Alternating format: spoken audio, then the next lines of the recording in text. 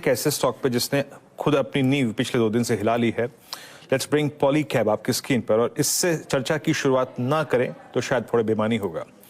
अनुज, कभी कभी इक्विटी के साथ क्या रिस्क होता है वो ऐसे दिनों को देख के समझ में आता है ना। और इसीलिए कहा जाता है कि कितना ही बेहतरीन स्टॉक क्यों ना हो, कभी कभी प्रॉफिट्स को कैश में कन्वर्ट करिए। ये रिस्क कभी ना कभी आएगा। खैर ये ना आपको मालूम था, ना मेरे को, ना बाजार को भी। बट ये हुआ क्या, और इतना स्ट्रॉन्ग रिएक्शन, ऐसी वजह क्या है? बिल्कुल, देखिए वीरू, आपने ना बिल्कुल 16 आने सच बात कही। कई बार ना स्टॉक्स जब एकदम पैराबोलिक हो जाते हैं तो गिराने के लिए कोई ना कोई रीजन आ जाता है। ये नहीं आता तो कोई और रीजन आता। लेकिन हमने लगातार एक बात की थी, पॉलीकैब पर हम काफी पॉजिटिव थे। हमने लोगों ने काफी पैसा बनाया भी। 5,5200 के ऊपर एक व्यू लिया गया था कि अब यहाँ पर थोड़ा कॉशियस हो जाइए, ठीक है ना। उसके बाद ना हमने उसको कभी स्पॉटलाइट में लिया और ना हमने कभी उसको टॉप पिक्स में उसके बाद इंक्लूड करना शुरू किया, क्योंकि वो थोड़ा महंगा हो गया था, काफी महंगा हो गया था वो। और उसके बाद इनफैक्ट लास्ट की जो 400-500 रुपए की रैली हुई उसमें मुझे कोई दिक्कत नहीं है अगर वो मिस भी हुई तो। अब देखिए 12 महीने में अभी भी 47% ऊपर है स्टॉक। अब इसमें ना 2 तरीके हैं देखने के। पहला तरीका तो ये है जानने का कि क्या वाकई में जो टैक्स चोरी है उसका आरोप सही है या नहीं। अगर ऐसा है तो कॉर्पोरेट गवर्नेंस का इशू आएगा और डी रेटिंग होगी, 100% होगी। दूसरा ये है कि क्या ये एक वन टाइम इशू था और कंपनी को इसकी एक सीख मिल गई है, एक टैक्स पे करके, जो भी पेनल्टी वगैरह पे करके उसके बाद आगे कंपनी मूव करेगी। उसके बाद क्या कंपनी के फिर भी नंबर्स उसी हिसाब से स्ट्रांग रहेंगे और आगे कॉर्पोरेट गवर्नेंस स्ट्रांग रहेगी। अगर वो केस है तो मुझे लग रहा है कि फिर आगे जाकर किसी ना किसी स्टेज पर ये स्टॉक वापस अट्रैक्टिव भी बनेगा, ठीक है ना। सारा मामला है इसमें ये कि ये मतलब आगे जाके क्या हो रहा है इस चीज़ को लेकर। एक चीज़ है बस कि अभी आप इसको बाय करने की जल्दबाजी ना करें, ठीक है ना। ये नहीं कि बस आज की आज ले लिया, लेकिन ध्यान में रखें इसको। आगे मैं फिर बोल रहा हूँ, अगर तो बड़ा कॉर्पोरेट गवर्नेंस इशू है तो नहीं, लेकिन अगर एक वन ऑफ है जिसमें एक थोड़ा सा इशू हुआ है तो ठीक है, एक बार बेनिफिट ऑफ डाउट मिल सकता है। मैं आपको एक एग्जांपल देता हूँ। 2 साल पहले हीरो मोटोकॉर्प के यहाँ भी एक आईटी की रेड हुई थी और वहाँ पर भी बहुत कुछ न्यूज़पेपर रिपोर्ट्स में सुनने को मिला था, ठीक है ना।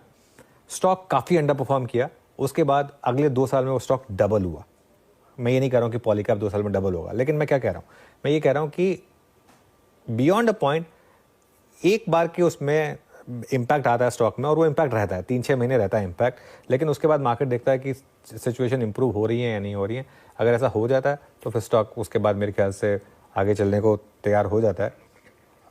ओके, एक काम करते हैं, अब हमारे साथ गुरमीत चड्डा भी जुड़ गए हैं, उनसे बात कर लेते हैं, क्योंकि काफ़ी पॉजिटिव रहे हैं गुरमीत भी स्टॉक पर। और ऑब्वियसली जैसा मैं और वीरू भी डिस्कस कर रहे थे, ये चीज़ें बताकर नहीं आती हैं। Gurmeet, good afternoon. अब आपका क्या व्यू होगा पॉलीकैब पर, और जिन्होंने पैसा बनाया है उनके लिए क्या व्यू होगा, जो अब इस समय शायद थोड़े लॉस में होंगे उनके लिए क्या व्यू होगा, और अगर किसी ने मिस कर दिया था ये स्टॉक अब क्या व्यू होगा उनके लिए? गुड आफ्टरनून अनुज। और देखिए यही मार्केट का है, थोक में देता है और थोक में वापस भी ले लेता है गेंस को। तो 10x हुआ आईपीओ से, और अभी ये न्यूज़ आई। और जब भी ऐसा कोई इवेंट होता है अनुज जो कि टैक्स रिलेटेड है, आईटी रेट रिलेटेड है, इस समय कोई भी कॉल लेना स्पेकुलेटिव हो जाता है, क्योंकि आपके पास पूरी इन्फॉर्मेशन नहीं होती है। दूसरा, अगर आप देखेंगे तो ये 1000 करोड़ का जो अनअकाउंटेड सेल्स है, ये किस पीरियड ऑफ टाइम का है। जो पहले एक मार्केट में न्यूज़ था जो सोर्स बेस ही था कि ओवर 6 ईयर्स है, उसके अलावा एक डिस्ट्रीब्यूटर थ्रू भी है। तो जब भी बुक्स ऑफ अकाउंट्स को लेके क्वेश्चन मार्क होगा तो आपको जो एक पीई मल्टीपल है वो क्वेश्चन में आ जाता है, क्योंकि उसमें प्राइस टू गवर्नेंस भी होता है। तो बाजार जो स्टॉक को अगर मल्टी बैगर बनाता है तो अर्निंग ईपीएस ग्रोथ से बनाता है और फिर उसकी री रेटिंग से बनाता है।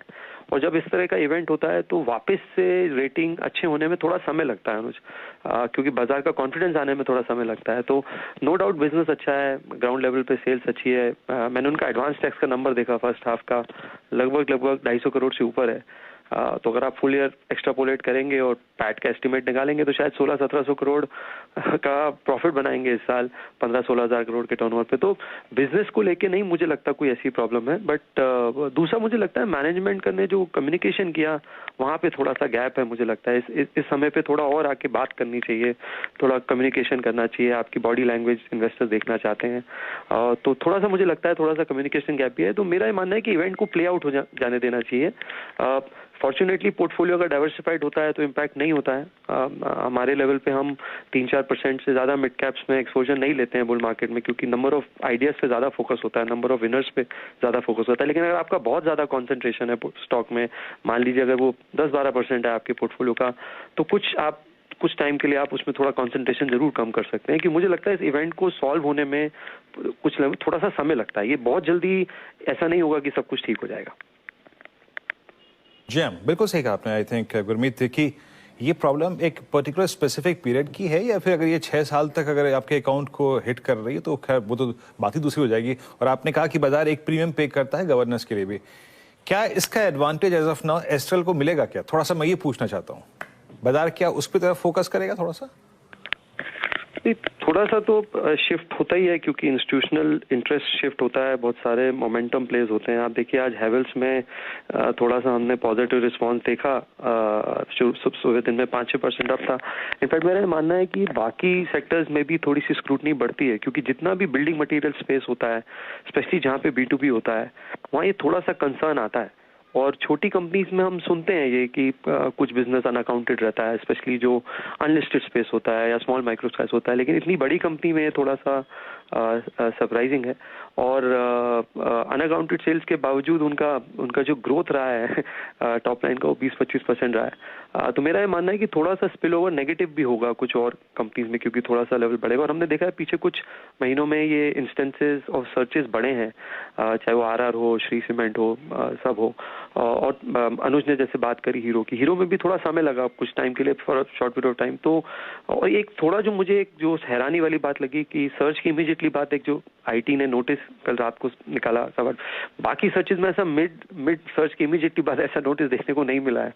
तो हमें समझना पड़ेगा कि ये किस एक्सटेंट तक है, इसलिए इस इवेंट को प्ले आउट हो जाने दीजिए।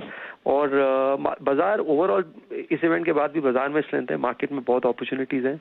और अगर एक जगह आपको नुकसान होता है तो आपको हम्बल होना चाहिए, मानना चाहिए कि यहाँ पे बियॉन्ड अ पॉइंट आप एसेस नहीं कर सकते हैं, उसको हम्बली एक्सेप्ट करना चाहिए और मूव ऑन करना चाहिए। 100%। और गुरमीत, अच्छा एक और चीज इसमें, ऐसे में क्या कहें, मतलब देखिए, क्योंकि जैसा आपने कहा 10x बना, और मैंने प्लेटफॉर्म पे 1-2 बार आपसे पूछा भी है, और आपकी ऑब्वियसली जो बेस्ट पिक्स में से रहा है ये, लेकिन कोई तरीका नहीं होता इन चीज़ों का, राइट? मतलब इसमें बस यू जस्ट टेल योरसेल्फ कि बैड लक, मतलब या फिर कोई मार्केट साइन देता है, जैसे क्या पिछले 1 हफ्ते का प्राइस एक्शन कुछ सेंस दे रहा था कि नहीं कुछ तो गड़बड़ है यहाँ पर? नहीं, प्राइस एक्शन में इतना नहीं था, क्योंकि थोड़ा कंसोलिडेशन होता है ऊपर। हालांकि कुछ एक न्यूज़ वगैरह थी, कुछ ESOPs वगैरह थोड़ा लाइट होने की, बट ऐसा कुछ क्रेडिबल वो नहीं था। और एक बियॉन्ड अ पॉइंट अब श्री सीमेंट है, उसको भी काफ़ी अच्छे गवर्नेंस के लिए जाना जाता है। हीरो में भी ये इवेंट हुआ, बड़ी कंपनीज में होता है, it's not just limited to it. पीछे हमने देखा था एक फार्मा कंपनी में हुआ था, IPO के इमीडिएट बाद हुआ था, थोड़ा टाइम के लिए रिएक्शन आया था, अभी वो स्टॉक अच्छा कर रहा है। तो हमें एक जल्दी होती है, हम हमेशा इमीडिएटली कंक्लूजन पे आना चाहते हैं कई बार कुछ चीज़ों पे, तो उसको नहीं आने देना चाहिए। और बियॉन्ड अ पॉइंट मार्केट, यही मार्केट है, वो जैसा मैंने बोला वो आपको देगा भी थोक में और कई बार ले भी लेता है एकदम से थोड़े दिन। और थोड़ा सा यहाँ पे एक जो रोल है डाइवर्सिफिकेशन का, मैं बार बार रिआइट्रेट करता हूँ और मैं बोलता भी हूँ सोशल मीडिया में, इंपॉर्टेंट है ये कॉन्सेंट्रेशन जो है रिटेल इन्वेस्टर्स को सोचना चाहिए एक बार। डाइवर्सिफिकेशन बहुत जरूरी है। अगर आप बिल्डिंग मटेरियल स्पेस खेल रहे हैं तो आप बिल्डिंग मटेरियल को पूरी तरीके से खेलिए, 1 या 2 स्टॉक्स में कन्फाइन होकर मत खेलिए। अगर जितना आप डाइवर्सिफाई देंगे, मान लीजिए आपके पोर्टफोलियो में 3 या 4% है और पोर्टफोलियो स्टॉक गिर जाता है 20-25%, तो आधा पौना परसेंट, मैक्सिमम 1% का इम्पैक्ट पड़ता है आपके ओवरऑल्स में। लेकिन यही अगर 15% है पोर्टफोलियो का, तो आपको सडनली आपके पोर्टफोलियो पे बहुत बड़ा ड्रैग आता है। तो हमेशा डाइवर्सिफाइड रहिए। और बुल मार्केट में आइडियाज बहुत ज्यादा है, ये रेंज बाउंड मार्केट नहीं है। तो और इंडिया एक अच्छे स्ट्रक्चरल साइकिल में है, तो इस चीज को दोबारा हमें रिआइट्रेट करना चाहिए और हमारी लर्निंग होनी चाहिए कि डाइवर्सिफिकेशन इक्वली इंपॉर्टेंट है, खाली रिटर्न इंपॉर्टेंट नहीं।